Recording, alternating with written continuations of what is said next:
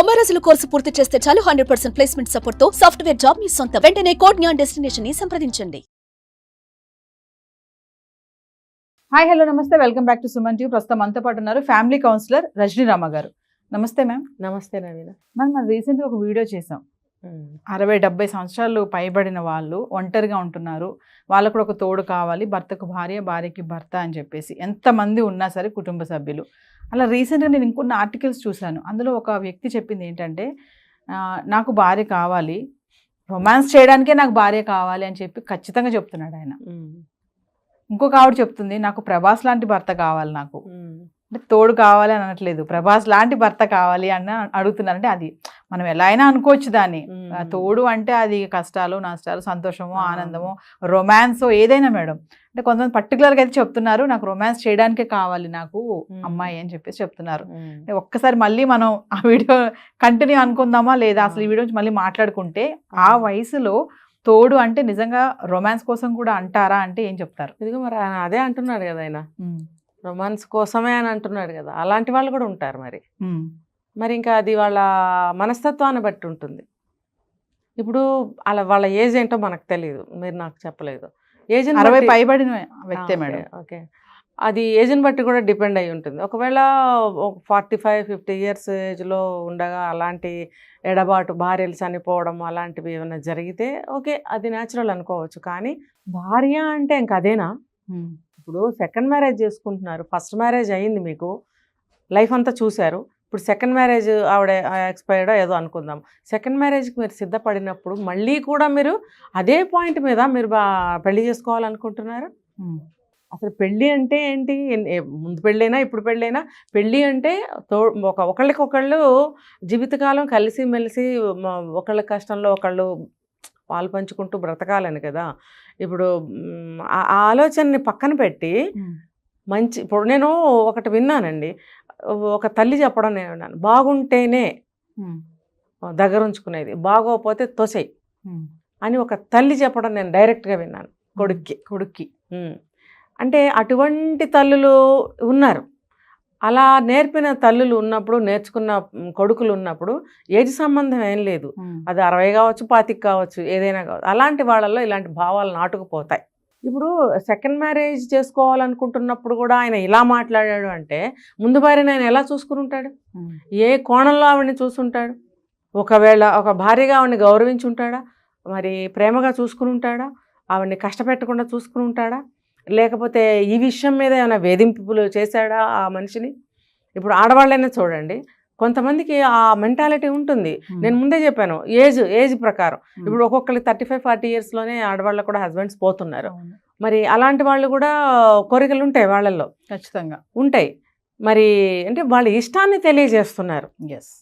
అది ఇష్టాన్ని తెలియజేయటం అనేది తప్పు కాదు. కానీ ఇప్పుడు కుటుంబ సభ్యుల్ని, పిల్లలు ఉంటే పిల్లల్ని, సమాజాన్ని దృష్టిలో పెట్టుకుని మాట్లాడాలి. తర్వాత సెకండ్ మ్యారేజ్ చేసుకోవడానికి సిద్ధపడినప్పుడు మనస్తత్వాలు, బుద్ధులు, లక్షణాలు, ఇంకా వాళ్ళ ప్రవర్తనలు, నడవడికలు, అలవాట్లు ఏదైనా సరే మార్చుకోవాలి.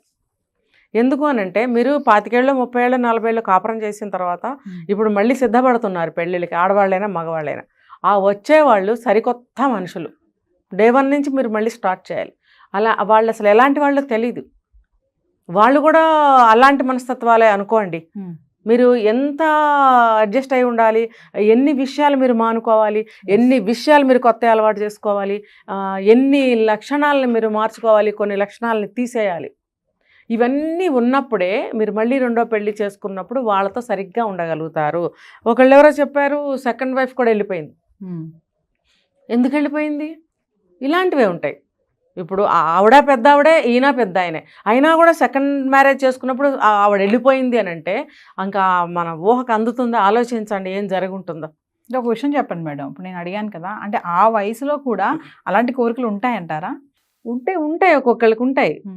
ఇప్పుడు ఆడవాళ్ళలో కొంచెం మోనోపాజ్ ఇవన్నీ వచ్చి కొంచెం తగ్గుతాయి, కానీ జెంట్స్లో కొంచెం ఉంటాయనే చెప్పుకోవాలి. కానీ మగవాళ్ళకి కూడా ఆడవాళ్ళకి మోనోపాజ్ ఉన్నట్టే వాళ్ళకు కూడా ఉంటుంది ఒక స్టేజ్లో.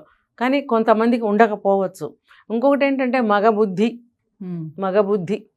అది ఎలా అయినా కానీ కోరికలు ఎక్కువ ఉండనివ్వండి, కోరికలు తక్కువ ఉండనివ్వండి, వాళ్ళ బుద్ధి అనేది అటే ఆలోచిస్తుంది. కోరికలు తక్కువ ఉన్నా, అంత క్యాపబిలిటీ లేకపోయినా కూడా ఐ కెన్ అన్న ఒక కాన్ఫిడెన్స్తో ఉంటారు వాళ్ళు.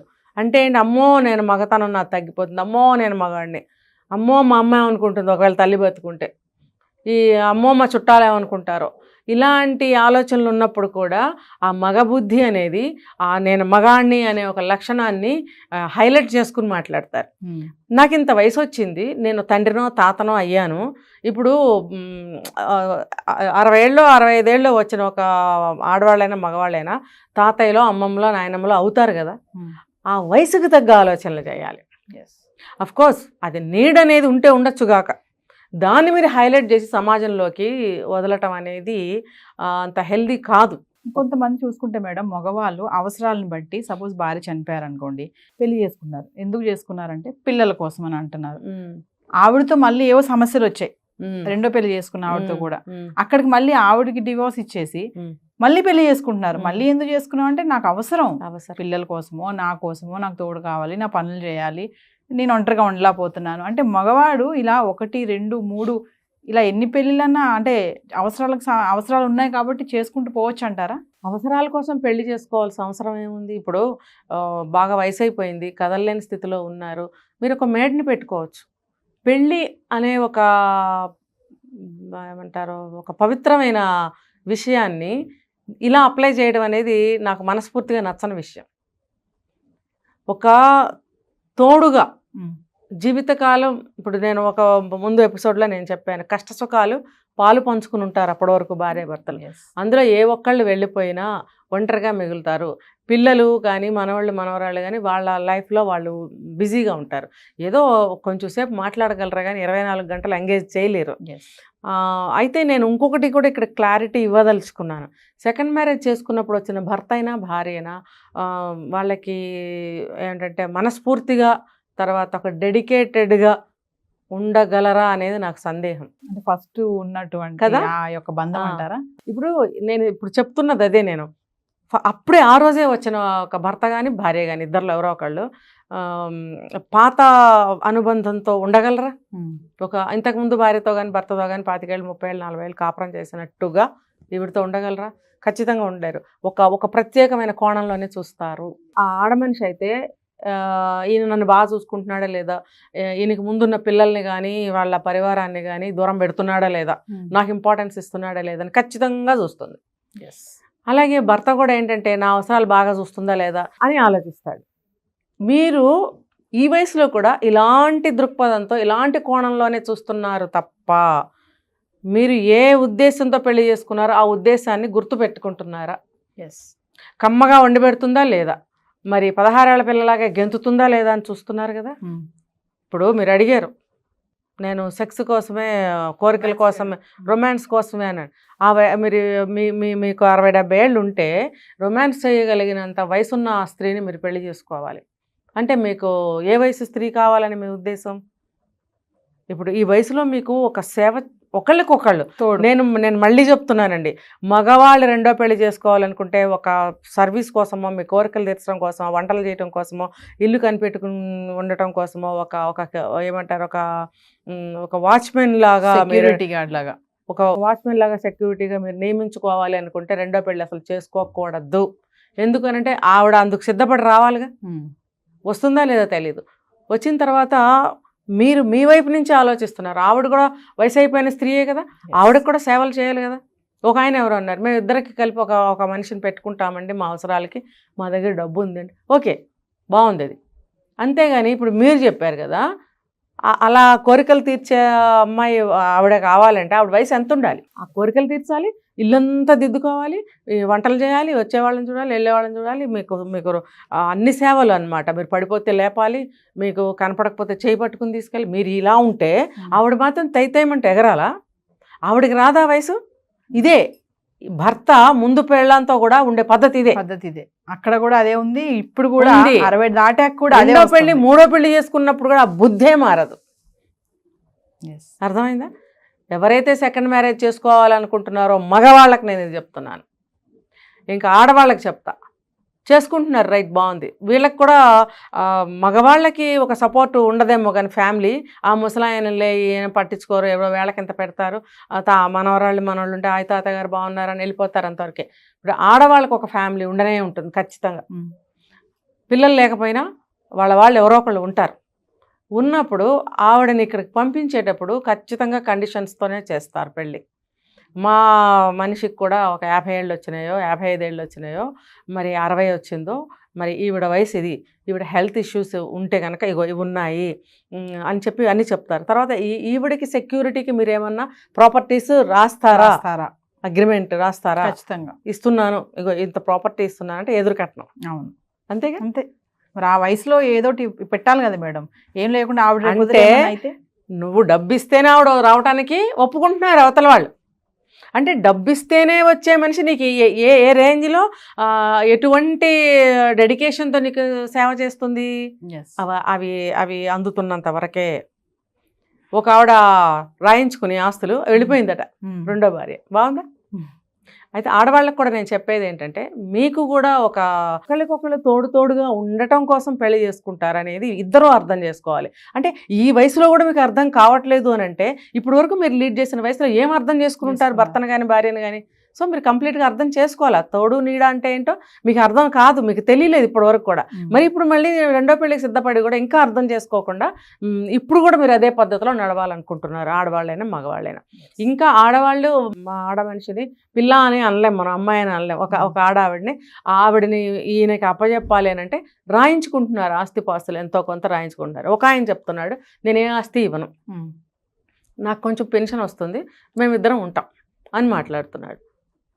అంటే ఈ ఆడవాళ్ళు కూడా ఏ ఆస్తి రాయకపోతే రావట్లేదు.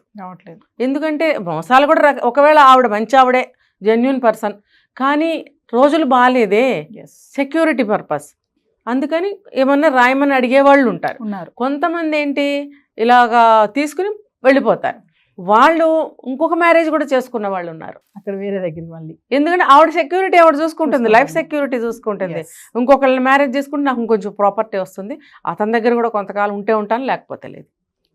ఇవి రెండు తప్పండి, సరిగ్గా అర్థం చేసుకోవాలి. సెకండ్ మ్యారేజ్ యొక్క ఉద్దేశం ఏంటంటే, ఒక మంచి మనసుతో నీకు నేను సాయం చేస్తాను, నాకు నువ్వు సాయం చెయ్యి, ఒకళ్ళకొకళ్ళు సాయపడుతూ తోడుగా మిగిలిన జీవితం గడుపుదాము అని అనుకుంటేనే పెళ్లి చేసుకోవాలి. అసలు ఇంకా చెప్పాలంటే, ఇంకా ముందుకెళ్ళి చెప్పాలంటే, రెండో పెళ్లి చేసుకుంటే మహా తప్పుగా చూసేవారు ఒకప్పుడు కదా. చాలా తప్పుగా చూసేవారు. ఇప్పుడు కూడా పిల్లలు అనేవాళ్ళు ఒప్పుకోవట్లేదు సెకండ్ మ్యారేజ్ అంటే.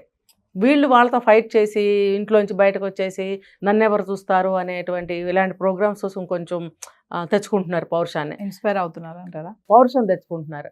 ఏంటంటే ఇలాంటివి అవేర్ చేయడం కోసం ప్రోగ్రామ్స్ చేస్తాం, కానీ పొలమంటూ అందరూ పెళ్ళిళ్ళు చేసుకోండి, కొంపకి నిప్పు పెట్టుకోండి అని చెప్పం. నేనైతే దానికి విరుద్ధం. మీరు ఏ కండిషన్స్లో చేసుకోవాలంటున్నారో ఆ కండిషన్ అనేది జెన్యూన్గా ఉండాలి. నిజంగా ఎవరు లేరు, మీకు దిక్కు లేదు, ఇంట్లో కనీసం ఇంత అన్నం వండే వాళ్ళు కూడా లేరు అంటే, మీ వయసుకి కొంచెం దగ్గరగా ఉన్న వాళ్ళని చేసుకుంటే ఆవిడ కూడా కొంచెం అన్నమే ఉండగలుగుతుంది, ఇంకేమీ చేయలేదు అనే ఉద్దేశాన్ని మీరు స్థిరపరచుకుని ఆ ఇది మీద మీరు చేసుకుంటే చేసుకోండి. అంతేగాని మీకు రొమాన్స్ చేయటం కోసము, లేకపోతే మీకే తాగుళ్ళలో సిగరెట్లో ఇంకో అలవాట్లో ఉంటే అవన్నీ భరించడం ఎవ్వరూ భరించరు. ముందు చేసుకున్న భార్యే భరించదు, రెండోసారి వచ్చిన ఆవిడ అసలు భరించదు. నువ్వు నాకు సెక్యూరిటీగా ఉంటానన్నావు, నన్ను జీవితాంతం చూసుకుంటానన్నావు అని నేను పెళ్లి చేసుకున్నాను అని ఖచ్చితంగా ఆవిడ అంటుంది. ఆవిడ వెనకాల ఎవరంటే వాళ్ళు కూడా అడుగుతారు. అంతేగాని ఇలా పిచ్చి ఆలోచనలకి, పిచ్చి పోకళ్ళకి ఎవరు పోకండి. మేబీ ఇలా సెకండ్ మ్యారేజ్ చేసుకోవాలనుకున్న వాళ్ళందరూ కూడా వయసులో పెద్దవాళ్ళే అయి ఉంటారు. అయినా కూడా నేను ఇలా చెప్తున్నాను ఎందుకంటే, మిమ్మల్ని వాస్తవంలో నేను నుంచోబెట్టాలనుకుంటున్నాను. ఇప్పుడు ఒక సామెత ఉంది, ముందు భార్యతో సరిగ్గా లేనివాడు రెండో భార్య దగ్గర ఉండగలడా, లేకపోతే ముందు భర్తతో అడ్జస్ట్ అవ్వలేని అమ్మాయి రెండో పెళ్లి చేసుకుని ఎలా అడ్జస్ట్ అవుతుంది? నేను కూడా వేస్తాయి క్వశ్చన్. అలాంటప్పుడు ఇది కరెక్ట్ అయిన డెసిషన్ కూడా కాదు. కానీ పర్టికులర్ స్పెసిఫిక్ రీజన్స్ ఉండి, అసలు ఎవరూ లేరు, ఒంటరి, దిక్కులేను, నాకు అసలు ఇంటి తలుపు కూడా దగ్గరికి వేసే పరిస్థితి ఎవరు లేరు ఇంట్లో అన్నవాళ్ళు చేసుకోవచ్చు వాళ్ళ పరిస్థితులను బట్టి. అంతేగాని మిగతా కండిషన్స్లో కాదు. మీకు మంచి ఫ్యామిలీ ఉంది, పిల్లలతోటి కోడళ్లతోటి మీరు ఎందుకు కలిసి ఉండలేరు? నేను ఈ సందర్భంలో వాళ్ళ ఫ్యామిలీస్కి కూడా చెప్తున్నాను, మీరు తల్లిదండ్రులు ఎవరైనా ముసలి వాళ్ళు అయిపోతే కనుక వాళ్ళని ఇంకా జాగ్రత్తగా చూసుకోవాల్సిన అవసరం మీకు ఉంది, లేకపోతే అన్ని నష్టాలు మీకే వస్తాయి. ఇంతే, ఈ నష్టం ఇలాంటివి ఏమైనా జరిగితే ఆ నష్టం వాళ్ళకే కదా. Yes. వీళ్ళు ఏం చెప్తారు, వాళ్ళు మమ్మల్ని పట్టించుకోరు, మమ్మల్ని చూడరు, వాళ్ళకేదో పెడితే పెడతారు లేకపోతే లేదు. కొంతమంది ఇసడించుకుంటారు, కొంతమంది టైంకి పెట్టరు, కొంతమంది మిగిలిని పెడతారు. నిన్నటి మొన్నటి వేడి చేసి పెట్టడం, లేకపోతే నిన్నటి మొన్నటి అట్లానే డైరెక్ట్గా పెట్టడం, ఈ కేసులు అనేది జరిగాయండి. ఇవన్నీ అన్యాచురల్ కానే కాదు. ఇలాంటి ఫుడ్ పెట్టడం వల్ల కూడా వాళ్ళు దుఃఖపడుతున్నారు. Yes. దుఃఖపడుతున్నప్పుడు ఏం చేయాలి, వీళ్ళు కూడా ఫ్యామిలీ మెంబర్స్ పెద్దవాళ్ళని మంచిగా చూసుకోవాలి, బుద్ధి ఉండాలి. రేపు ఇవన్నీ చూస్తూ మన పిల్లలు పెరుగుతున్నారు, అవును. వాళ్ళు కూడా మనకి ఇదే ట్రీట్మెంట్ ఇస్తారు. ఏనాడో 50 సంవత్సరాల క్రితము తాత మనోడని ఒక సినిమా తీశారు. Yes. సినిమా చూడకపోతే ఎవరైనా చూడండి, చక్కగా చెప్పారు తీర్పు. అదే తీర్పు అందరి జీవితాల్లో జరుగుతుంది. కాబట్టి పేరెంట్స్ ఉంటే మంచిగా, మరి పూజలు చేయమని నేను చెప్పట్లా, పేరెంట్స్కి 24 గంటలు వాళ్ళతోనే ఉండమని నేను చెప్పట్లేదు. మినిమం మీరు వాళ్ళకి చూడాల్సిన అన్ని చూడాలి, అందరూ పలకరిస్తూ ఉండండి. లేదు, ఇటువైపు నుంచి చెప్తా, ఈ ముసలాళ్ళు కూడా తిన్నగా ఉండరు, ప్రతిదాన్ని కెలుపుతారు, ప్రతిదాన్ని పట్టించుకుంటారు, ప్రతిదానికి ఇంకా మా మాట వినరేంటి అంటారు. అలాంటప్పుడు వాళ్ళు ఖచ్చితంగా దూరం పెడతారు. ఇటు వీళ్ళు ఇవి అర్థం చేసుకోవాలి, అటు వాళ్ళు అర్థం చేసుకోవాలి. మనం పెద్దవాళ్ళం అయ్యాము, మనకి నోరు బాగానే ఉంటుంది కన్ను మూసే వరకు, ఆలోచనలు కూడా షార్ప్గానే ఉంటాయి, నోరు కూడా షార్ప్గానే ఉంటుంది, బాడీ మాత్రం కదలదు. బాడీ కదలదు, మనం మాటే మాట్లాడగలం అనే నిజాన్ని తెలుసుకోవాలి. ఆ మాటను కంట్రోల్లో పెట్టుకోవాలి. మనం పెద్దవాళ్ళము, అడిగితే తప్ప ఏమీ చెప్పద్దు, మన జాగ్రత్తలో మనం ఉండాలి, ప్రతి దాంట్లో వేలు పెట్టకూడదు, మంచిగా అమ్మ బాబు అంటూ ప్రేమగా చూడండి. మనవాళ్ళ దగ్గరకు వస్తే దగ్గర రానివ్వరు, కొంతమంది మనవాళ్ళని దూరంబో అంటారు. ఏంటి ఎక్కడైనా తగులుతుందేమో అని, తగులుతా బాబు తగులుతుంది నాయన అని ప్రేమగా చెప్పొచ్చు కదా, దగ్గర రానివ్వరు. వాళ్ళ భాషలో తిడుతూ ఉంటారు, పిల్లలకి అర్థం కాదు. ఈ పిల్లలకి కెవ్వమని ఏడవడం, ఆ పిల్లవాడు తల్లి ఇరిటేట్ అవ్వడము, మళ్ళీ ఆ భార్యాభర్తల మధ్యన గొడవలు రావడం, ఇవన్నిటికీ కారణం ఏంటి, సమన్వయం లేకపోవడం. ఆలోచన, అది అర్థం చేసుకునే కెపాసిటీని కలిగి ఉండరు. ఒకవేళ కలిగి ఉన్నా ఈగోస్ చంపేస్తాయి వాటిని. ఎంత పెద్దవాళ్ళైనా ఈగోస్తో బాగా ఇదవుతున్నారండి. ఆ ఈగోస్ అనేది పక్కన పెట్టాలి. మీ పెద్దరికం మీకు ఇస్తారు, మీ గౌరవం మీకు ఇస్తారు. ఎప్పుడంటే మీరు కూడా ఆ రకంగా మీరు నిర్ణయించుకోవాలి మీ స్థానాన్ని. మీరు పెద్దవాళ్ళం, మనం ఇలా ఉండాలి, అడిగితే కానీ మనం చెప్పకూడదు, ప్రతి దాంట్లో వేలు పెట్టద్దు, వాళ్ళని విసిగించకూడదు. ఏదైనా అవసరమైతే అడగండి, తప్పలేదు. అంతేగాని ప్రతిదానికి వెళ్తారు కొంతమంది. ఎంత 90 ఏళ్ళు వచ్చినా 100 ఏళ్ళు వచ్చినా సాధించి పొడుగు చేస్తున్న ముసలి వాళ్ళు ఇంకా ఉన్నారు. మరి కష్టమే కదా. మరి వాళ్ళు ఇలా చూడకపోతే ఇంకెలా చూస్తారు. కాబట్టి ఇలా చూడటము వీళ్ళ తప్పే, ఇలా ప్రవర్తించడం వీళ్ళ తప్పే. అటువంటి పరిస్థితుల్లో సెకండ్ మ్యారేజ్ కావాలంటారు. వయసు ఎంత అన్నామని 80 ఏళ్ల వ్యక్తి ఫోన్ చేశారు నాకు, ఆయనకి సెకండ్ మ్యారేజ్ కావాలని. మరి ఇలా ఉంటాయి. కాబట్టి రెండు పక్కలా కూడా అర్థం చేసుకుని ముందుకు వెళ్ళగలిగితే ఈ సెకండ్ మ్యారేజ్ అనే అవసరమే రాదు. మీ తల్లిలో తండ్రో సెకండ్ మ్యారేజ్ చేసుకుంటే మీరు ఇష్టపడటం లేదు, ఎందుకు వాళ్ళు చేసుకోవాలనుకుంటున్నారో మీరు అర్థం చేసుకుని వాళ్ళని సక్రమంగా చూసుకుంటే వాళ్ళకి ఆలోచనలు రావు. సుమన్ టీవీలో మీ పర్సనల్ అండ్ బిజినెస్ ప్రమోషన్స్ కోసం కింది నెంబర్కి కాంటాక్ట్ చేయండి.